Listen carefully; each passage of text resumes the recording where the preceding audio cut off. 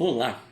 O objetivo deste vídeo é apresentar para vocês o texto A Hereditariedade e a Etiologia das Neuroses, de Sigmund Freud, texto de 1896. Freud abre o seu texto dizendo que se dirige particularmente aos discípulos de Charcot para examinar algumas objeções à teoria etiológica das neuroses.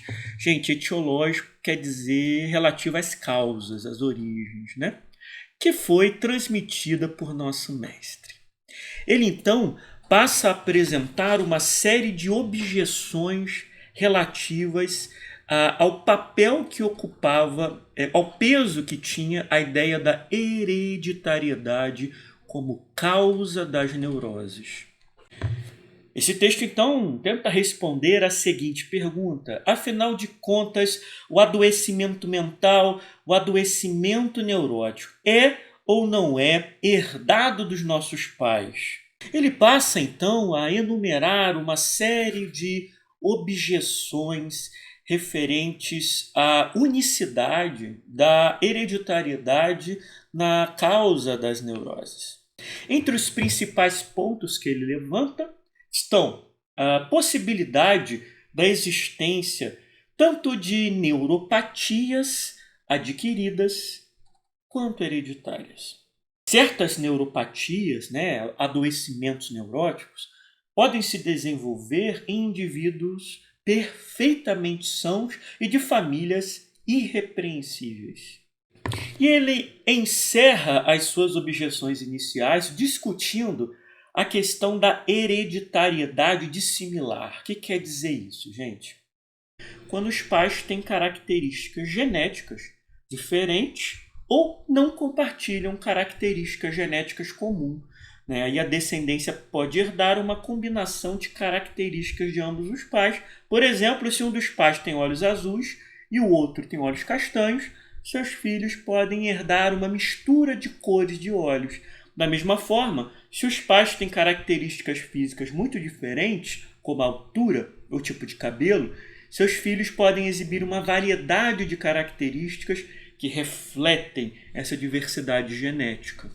Mas essa teoria da hereditariedade dissimilar, dirá Freud, não nos diz por que tais pessoas toleram a mesma carga hereditária sem sucumbir a ela, nem porque outra pessoa doente escolheu, entre as doenças que constituem a grande família neuropática, determinada neurose, determinada afecção nervosa em vez de outra, a histeria em vez de epilepsia, da insanidade, etc. Por isso, para Freud, deve-se admitir que não é a hereditariedade que governa a escolha da neuropatia que se desenvolverá no membro de uma família predisposta, e que é cabível supor a existência de outras causas de natureza menos compreensível que não mereceriam o nome de causa específica de tal ou tal neurose. Freud vai apontar também o que lhe chama a atenção: as poucas pesquisas realizadas sobre as causas específicas e determinantes das neuroses. Isso, segundo ele, se deve à sedução da ideia da hereditariedade. Ele nos conta que há anos vem se dedicando à pesquisa da etiologia das grandes neuroses, e é o resultado desses estudos que ele passa então a relatar no texto. E ele começa apresentando desde já uma grande inovação para a psiquiatria da época, que é apontar a especificidade da neurose obsessiva, que antes era classificada dentro da grande família da neurastenia. Há dois grandes grupos de neuroses estudadas por Freud. O primeiro grande grupo é a histeria e a neurose obsessiva. O segundo grande grupo é a neurastenia e a neurose de angústia. Há 3 classes de influências etiológicas para as neuroses. Primeiro, as pré-condições, por exemplo, a hereditariedade. Segundo, as causas concorrentes que podem funcionar como agentes provocadores, por exemplo, comoções morais, esgotamento somático, doenças agudas, intoxicações, acidentes traumáticos, excesso de trabalho intelectual. Há também causas específicas à vida sexual de um indivíduo, seja um distúrbio da vida sexual atual ou eventos importantes da vida passada. São estas causas específicas que Freud elevará a causas fundamentais do desenvolvimento de um estado neurótico. Então, para Freud, há uma fonte comum para o desenvolvimento de uma neurose, ou seja, algo que está presente em todas as neuroses. Está presente na histeria, na neurose obsessiva, na neurastenia e na neurose de angústia. E isso diz respeito à vida sexual do indivíduo. Vamos falar um pouco agora do segundo grande grupo de neuroses, a neurastenia e a neurose de angústia. Freud, como já sabemos, distingue a neurastenia da neurose de angústia. Isso também é uma inovação categórica dentro da grande classe das neuroses. A neurastenia, segundo ele, é de um aspecto clínico bastante monótono. E quais seriam os sintomas da neurastenia? Eu já disse em outro vídeo que a neurastenia era uma das doenças da moda na época. O que eu quero dizer com doença da moda? Era algo profundamente alardeado e discutido entre os médicos da época, o adoecimento por aquele conjunto de sintomas que passou a ser chamado de neurastenia. São os seguintes sintomas: fadiga, sensação de pressão na cabeça, dispepsia flatulenta. Dispepsia flatulenta é uma série de desconfortos abdominais, com cólica, gases, constipação, parestesias espinais. O que seria isso? Seria uma sensação anormal na pele, como formigamento, coceira, dormência, queimação ou agulhadas. Fraqueza sexual, etc. Para Freud, a causa específica é o onanismo imoderado, a masturbação, ou as poluições espontâneas. Freud dirá que é a ação prolongada e intensa dessa satisfação sexual perniciosa que basta por si mesma para produzir a neurose neurastênica, ou impõe ao indivíduo o cunho neurastênico especial que é manifestado depois sob a influência de uma causa ocasional acessória. Isso nos leva à seguinte questão: qual é o pensamento de Freud sobre a masturbação? Bom, vamos explicar. A masturbação era vista pela medicina do século XIX como um grande mal que deveria ser severamente combatido pelos médicos. A masturbação era unanimemente considerada como causa de uma série de doenças nervosas, entre elas a neurastenia. Alguns relatos, alguns textos médicos chegam ao ponto de exagerar, dizendo que a masturbação produzia fraqueza mental, espiritual e poderia inclusive levar o indivíduo à morte e à loucura. Freud era um homem do século XIX. Embora tenha vivido no século XX, ele faz toda a sua formação médica dentro deste ambiente e ele então passa a reproduzir a ideia da masturbação como um mal. Contudo, não havia cientificidade nesta condenação, não havia pesquisas que comprovassem isso. O que aconteceu era que certo discurso moral embrenhou-se no discurso médico, ou seja, o discurso médico passa a reproduzir, através da linguagem médica, um discurso moral, usando aí a grande obra de Foucault, A História da Sexualidade. Tratam-se de dispositivos de poder e de controle. Com o desenvolvimento de pesquisas no século XX, Esta tese, né, do grande mal da masturbação foi desconstruída. Hoje ninguém mais acredita nesse tipo de mal físico que poderia produzir, a não ser, estamos falando, é claro, que se o indivíduo possui algum tipo de transtorno compulsivo masturbatório, e aí é um caso diferente. Mas a masturbação era vista como um mal por Freud, mas de forma muito diferente de seus pares médicos. Não havia por trás da condenação de Freud simplesmente uma questão moral, mas uma questão muito prática relativa à vida sexual do indivíduo. Para Freud, a masturbação servia para as pessoas como uma espécie de substituto do prazer sexual que ele considerava como normal, que é o prazer sexual genital com penetração e gozo. Então, os indivíduos que se masturbavam estavam substituindo esse tipo de intercurso sexual normal.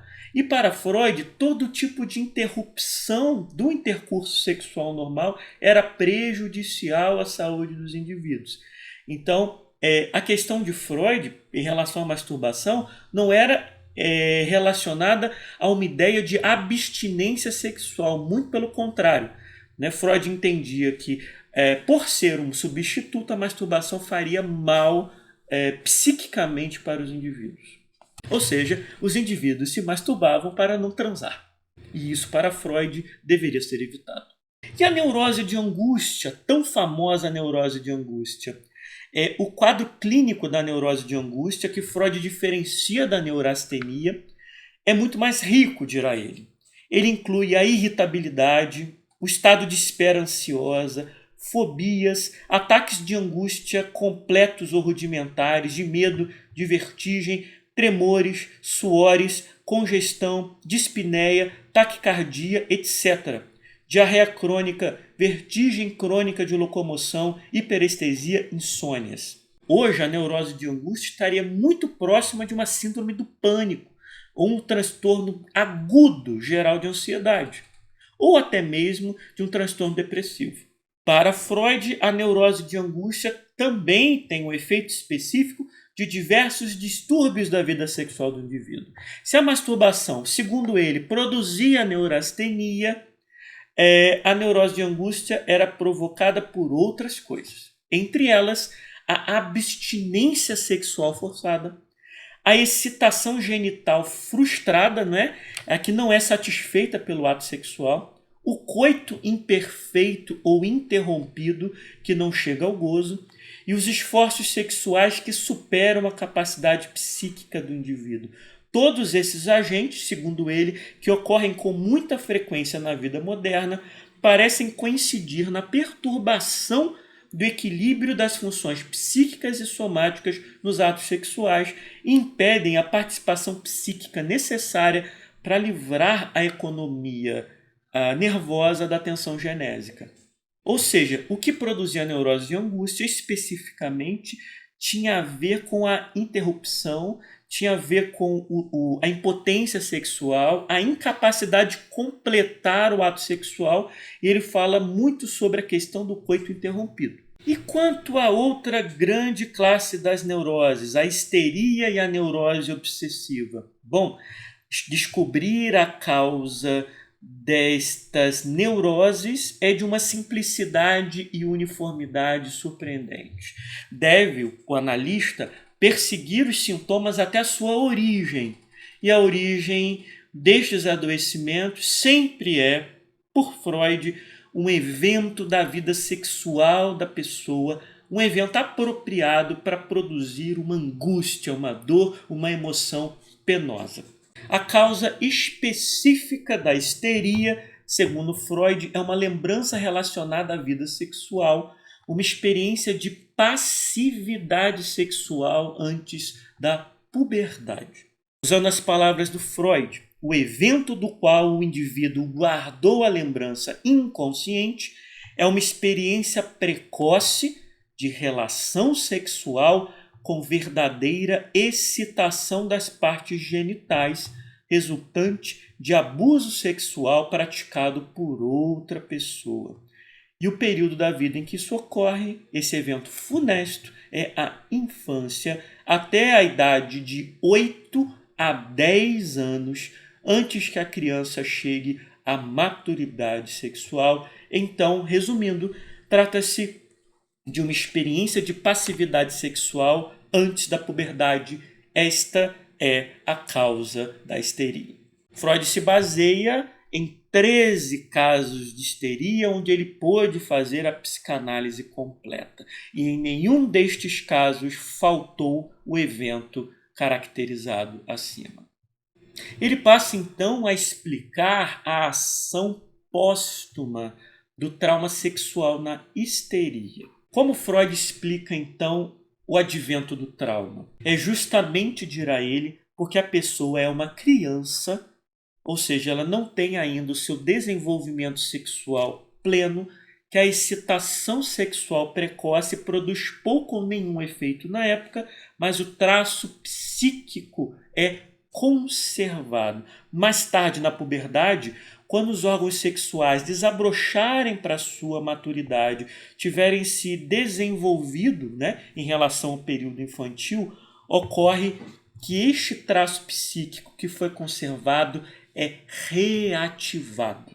Graças à mudança devido à puberdade, a lembrança exibirá uma potência que faltou por completo no evento. Ou seja, a criança não entende, não sabe o que está acontecendo propriamente em relação àquilo. Então, aquela lembrança na adolescência, na puberdade, agirá como se fosse um acontecimento atual. Por assim dizer, a ação póstuma de um trauma sexual. E quanto à neurose obsessiva?